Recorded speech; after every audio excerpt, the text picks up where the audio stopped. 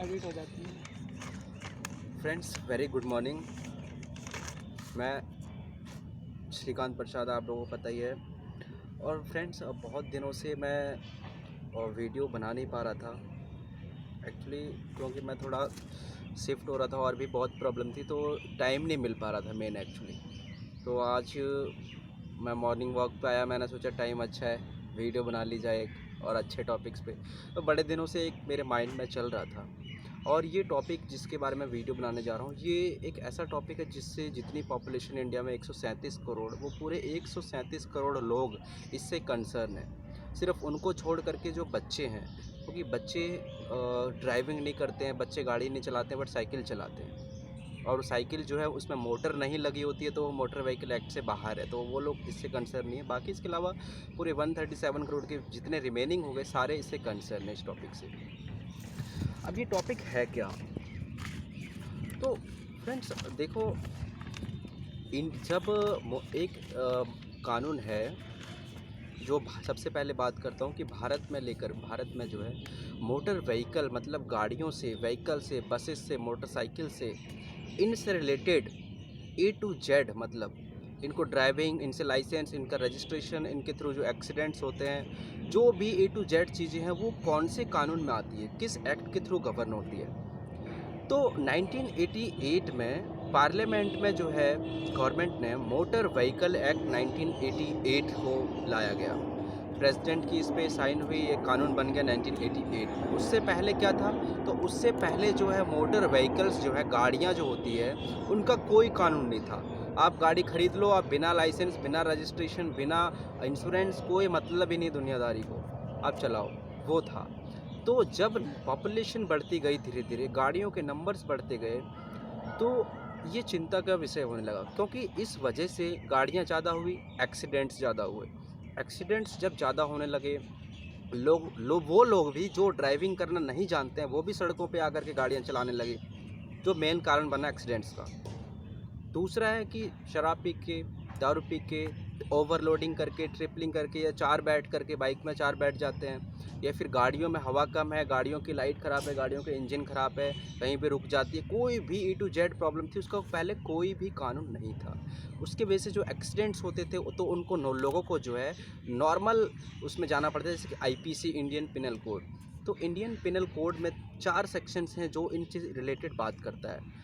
जैसे कि अगर मोटर व्हीकल से अगर डेथ हो जाए, ठीक है, अगर मोटर व्हीकल किसी गाड़ी से किसी की डेथ हो जाती है, एक्सीडेंट या किसी भी तरीके से, तो अगर उसमें नेग्लिजेंस फाउंड होता है, नेग्लिजेंस, गैर जिम्मेदाराना हरकत अगर पाई जाती है, तो वो death by negligence section 304A of IPC में आता है, जो पहले भी था, क्योंकि 1860 में IPC आया था, तो ये तो अभी भी सेक्शन यूज़ कर सकते थे 304 IPC में, वो 304A जो कि यूज़ होता था, अभी भी होता है। अगर आप एक्सीडेंट्स को, उसको व्यक्ति को, जिसने एक्सीडेंट किया, उसको क्रिमिनल पनिश करवाना चाहते हैं, जेल भिजवाना चाहते हैं, तो फिर वो 304A IPC में ही आएगा, अगर डेथ कॉज हुई थी तो। दूसरा था 336, 337, 338 ऑफ इंडियन पिनल कोड। अब 336 ऐसा होता है कि कोई भी एक्ट और इलीगल ओमिशन जो किसी पर्सन को या किसी प्रॉपर्टी को हार्म कर सकता है, लाइफ, हेल्थ, सेफ्टी, इन तीनों चीज़ को हार्म करता है, तो वो 336 में आया। अब अगर सिंपल हर्ट होता है, इसकी वजह से इस तरीके के एक्ट से हार्म होता है, तो 337 में। अब ग्रीवियस हर्ट अगर कॉज होता है, तो 338 ऑफ IPC में आता है। ठीक है, एक छोटा एग्जांपल मैं बताता हूँ कि अगर आप गाड़ी चला रहे हैं, आप आपने गाड़ी के दरवाजे खोल रखे हैं, उस वजह से गिर जाता है कोई, ठीक है, गिर जाता है, तो उसका वो क्या हो गई, वो एक तरह से, अगर उसको अब देखेंगे कि उसको इंजरी क्यों, सिंपल छोटी मोटी चोट आई है कि ज़्यादा चोट आई है। छोटी चोट आई है तो अगर उसको क्रिमिनल पनिश करवाना है तो 337 में, अगर गहरी चोट आई है उसको फिर जेल भिजवाना है तो 338 IPC में। लेकिन इन सब से हट करके अगर आपको, ये कब तक था, 1988 तक ये चलता था, अभी भी ये चलता है उन व्यक्ति के लिए जो चाहते हैं कि उसको जेल भिजवाना। लेकिन अब नया जब कानून बना 1988 में, सरकार ने देखा कि भैया ये तो ठीक है कि आप जेल भिजवा दो, मगर उसका क्या, जिनको इतनी चोट आई, ग्रीवियस हर्ट हुआ, पैर टूट गए, हाथ टूट गए, या फिर डेथ ही हो गई, तो वो जो व्यक्ति जिसका वो सहारा था, कहने का मतलब जो लोग उस पर डिपेंडेंट थे, जो लोग उसके पैसे से अपना घर चलाते थे, उनके फैमिलीज़, उनके बच्चे, उनके माँ-बाप एक्सेट्रा, एक्सेट्रा। तो उन लोगों के पास क्या उपचार थे? तो पहले तो भैया 1988 से तो पहले यही उपचार था कि उनको क्रिमिनल पनिश करवा दो, जेल भिजवा दो। उससे हमारा क्या? जो विक्टिम है, जो मरा, उसके परिवार है, उनका क्या? उनके पास तो कुछ रेमेडीज़ नहीं बचती थी। तो ये सारी चीज़ें और बहुत सारी चीज़ें, क्योंकि जो व्हीकल्स के नंबर्स बहुत बढ़ रहे थे, एक्सीडेंट्स हो रहे थे, पॉपुलेशन बढ़ना, उसमें बहुत जानबूझ के लोग अब पता है रात में ड्रिंक करके ड्राइविंग करते हैं, दिन में भी करते हैं, बहुत सारी चीज़ें। तो इन सब लेकर के एक रेगुलेशंस आएगा 1988 मोटर व्हीकल एक्ट का। और वो कैसे इम्प्लीमेंट हुआ जाए, तो उसके लिए motor vehicle central motor vehicle rules भी बनाए गए 1988 के। तो वो रूल्स जो हैं इस एक्ट के साथ कंप्लाई करते हैं, उसको एक्ट को पढ़ो और रूल्स को उसके साथ साथ इम्प्लीमेंट करो। तो अब 1988 में इसके रिलेटेड क्या कानून आ गए, एक्सीडेंट से रिलेटेड, ग्रीवियस हर्ट से रिलेटेड, सिंपल हर्ट से रिलेटेड क्या क्या प्रोविजंस आए हैं, वो मैं आपको बताने जा रहा हूँ। तो सबसे पहले मैं बात करता हूँ डेथ की। अभी कानून ये है कि अगर किसी के भी मोटर व्हीकल से, अब पहले मैं बताता हूँ मोटर व्हीकल होता क्या है। तो देखो 2019 से पहले वो हर एक मैकेनिकल इंस्ट्रूमेंट जिसका यूज़ होता है किसी एक जगह से दूसरी जगह ट्रैवल करने में, जैसे बाइक हो गया, मोटरसाइकिल हो गई, और कार हो गया, बस हो गया। अब इसमें ट्रेन और एयरक्राफ्ट नहीं आते क्योंकि उनके लिए अलग कानून है। अगर रेलवे की बात करें तो railway claim tribunal act, railway act, Indian railway act, ये मैंने आपको वीडियो लिंक पे दे दूंगा, मैं उसमें देख लेना कैसे मिलता है, क्या क्या होता है एक्सीडेंट के लॉ। और एयरक्राफ्ट का भी अलग लॉ है इस तरीके से, एयरक्राफ्ट में कोई एक्सीडेंट हो जाता है कैसे होता है, उसका सारा कुछ अलग है। अभी जो मैं बात करता हूँ सिर्फ मोटर व्हीकल से स्पेसिफिक हूँ मैं। अब पहले जो अभी नए नए तरीके की जो मोटर्स आ रहे हैं, क्या इलेक्ट्रिकल्स बाइसिकल्स आ रहे हैं, इलेक्ट्रिकल व्हीकल्स आ रहे हैं, है ना। तो पहले ये नहीं था, इलेक्ट्रिकल व्हीकल का कॉन्सेप्ट इस एक्ट में नहीं था, वो मोटर व्हीकल के कैटेगरी में ही नहीं आते थे। लेकिन अब 2019 का जो अमेंडमेंट आया है उसमें मोटर व्हीकल के डेफिनेशन में जो इलेक्ट्रिक व्हीकल्स हैं वो भी आ गए। अब इसका कारण क्या है? अब देखो दिल्ली में जैसे कि अरविंद केजरीवाल ने क्या करा भाई, कुछ टाइम पीरियड में कि भाई पूरा जो है दिल्ली इलेक्ट्रिकल व्हीकल से गवर्न होगी, सबको तो अभी से गाड़ियाँ वाड़ियाँ सब पे सब्सिडी बहुत इलेक्ट्रिकल व्हीकल्स पे मिल रही है। तो इलेक्ट्रिकल व्हीकल्स भी तो कार है, वो भी तो बाइक है, वो भी तो बाइसिकल है, उससे भी तो एक्सीडेंट हो सकता है। तो वो पहले नहीं था लेकिन अब वो कानून हो गया, अब मोटर व्हीकल के डेफिनेशन में वो आ गया है, इलेक्ट्रिकल मोटर व्हीकल के डेफिनेशन में। तो अब आते हैं कि एक्सीडेंट्स पे क्या होता है। अगर किसी की डेथ हो जाती है, सबसे पहली बात जो मोटर व्हीकल एक्ट 1988 की है कि ये एक क्रिमिनल नहीं, सिविल लॉ है। सिविल लॉ कहने का मतलब यहाँ पे हम इंटेंशन नहीं देखते, यहाँ पे तुम्हारी नीयत, तुम्हारी डिसऑनेस्ट इंटेंशन, तुम्हारा मन कि तुमने गलती जानबूझ के करी है, नहीं करी है, गलती से हो गया है, वो मैटर नहीं करता इस पूरे कानून में। अगर आपके वजह से, आपकी गाड़ी से किसी का एक्सीडेंट हुआ है तो आपको, तो आप लाइबल हो, आपको कोई नहीं बचा सकता।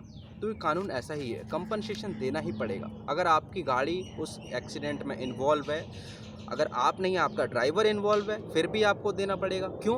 क्योंकि ये सिविल लॉ है। और सिविल लॉ में एक प्रिंसिपल होता है, principle of vicarious liability, where one person is responsible for the act of another. एक व्यक्ति दूसरे के एक्ट के लिए रिस्पॉन्सिबल होता है। यहाँ ड्राइवर से एक्सीडेंट हुआ तो मालिक भी रिस्पॉन्सिबल है कंपनसेशन देने के लिए। साथ ही साथ आप बहुत देखते होंगे आमतौर पर कि गाड़ियाँ पुलिस वाले पकड़ लेते हैं, बोले इसका इंश्योरेंस का है। अब उससे रिलेटेड क्या लॉ है? तो देखो क्या होता है, जब एक्सीडेंट्स हो जाते हैं, किसी व्यक्ति का एक्सीडेंट होता है तो उसका पूरा पीछे का जितने भी उसके डिपेंडेंट है, फैमिली है, जो उसका घर चलता था, स्कूल वगैरह, दुनियादारी, मतलब इतने पैसे जो सारा था, और जब तक क्योंकि वो आदमी तो मर गया, तो उसके बाद उसकी पूरी फैमिली, बाकी के बचे जीवन में उनका क्या होगा, कहाँ से खर्चा आएगा। तो इसी के लिए मोटर व्हीकल एक्ट में मल्टीप्लाइंग रूल्स इंसर्टेड हुआ शेड्यूल 2 में। शेड्यूल 2 में क्या है कि किसी की एक्सीडेंट हुआ तो उस व्यक्ति को पूरा देखते हैं कि भैया किसका एक्सीडेंट हुआ, कितना कमाता था, कितना पढ़ा लिखा था ना, उसके फैमिली में कितने लोग थे, कितने लोग उसके पैसे से पे सर्वाइव होते थे, कितने लोग उस पर डिपेंडेंट थे, है ना, वो कितना कमा सकता था, उसकी स्किल्स क्या थी, वो आने वाले जितने साल उसकी एवरेज लाइफ देखते हैं कि अच्छा 25 साल में मरा है तो इसका मान लो 75 साल तक ये जी सकता था, तो 50 साल मतलब और जी सकता था, तो 50 साल का पूरा हिसाब किताब कंपनसेशन में उसका इंक्लूड कर देंगे जोड़ के। हर एक साल का, इस साल में इतना पैसे हो सकता था, उसमें इतना हो सकता था, ये चीज़ें। तो इन तरीक़ों से जोड़ते जोड़ते जो कंपनसेशन है वो लाख तक पहुंच जाते हैं, 50 लाख, 60 लाख, करोड़ों तक भी पहुंच जाते हैं। तो ये करोड़ रुपए कौन देगा? एक नॉर्मल व्यक्ति जो एक जिसके पास एक गाड़ी है, जिसकी गाड़ी से एक्सीडेंट हुआ, क्या वो दे पाएगा इतना? 50 लाख दे पाएगा? बाइक तो हर किसी के पास होती है, उसके एक्सीडेंट हुए उससे, तो वो क्या दे पाएगा? नहीं दे पाएगा। इसी वजह से कॉन्सेप्ट जो है मोटर व्हीकल एक्ट में वो इंश्योरेंस का कॉन्सेप्ट है कि इंश्योरेंस क्यों मैंडेटरी है। इसीलिए मैंडेटरी क्योंकि जो इंश्योरेंस कंपनीज होती है वो आपसे कांटेक्ट करती है कि आपकी गाड़ी से कहीं भी कोई दुर्घटना हो जाए तो उस केस में हम उस लॉस को पे करेंगे।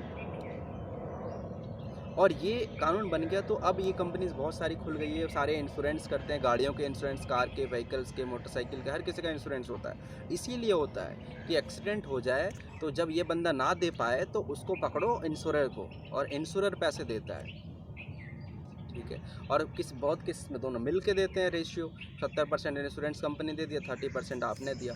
तो इन सब चीज़ों के लिए इंश्योरेंस बहुत मैंडेटरी है। बिना इंश्योरेंस की गाड़ी रोड पे चलोगे तो उसका फ़ाइन लगेगा। ये हो गया। तो फ्रेंड्स, नेक्स्ट अभी वीडियो 11 मिनट की हो चुकी है, मैं नेक्स्ट वीडियो में और इस पे बात करूँगा। बाय।